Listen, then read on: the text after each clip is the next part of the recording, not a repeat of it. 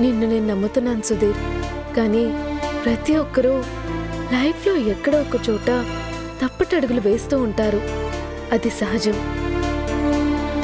ఒక్కోసారి తప్పు చేసి ప్రమాదాల్లో ఇరుక్కుపోయి ఇబ్బంది పడే క్షణం వచ్చినప్పుడు దాంట్లో నుండి బయటపడే ప్రయత్నంలో అబద్ధాలు చెప్తూ ఉంటారు. అలా నువ్వు అబద్ధం ఏం చెప్పట్లేదు కదా? ఏంటొదినా, నన్ను నమ్ముతున్నానని అంటూనే మరొక వైపు నేను తప్పు చేసుంటానని అనుమానిస్తున్నారా? చచ్చా, అలా ఏం కాదు సుధీర్. జరుగుతున్నది చూస్తుంటే ఏది నిజమో ఏది అబద్ధమో అసలు ఏం జరుగుతుందో ఏమీ అర్థం కావడం లేదు. అందుకనే ఒకవేళ అలాంటి పొరపాటు ఏదైనా జరుగుంటే అందులో నుంచి మిమ్మల్ని పూర్తిగా బయటపడేయాలి, మిమ్మల్ని అందరూ మంచిగా చూడాలనే తాపత్రయంతోనో బాధతోనో అడుగుతున్నాను.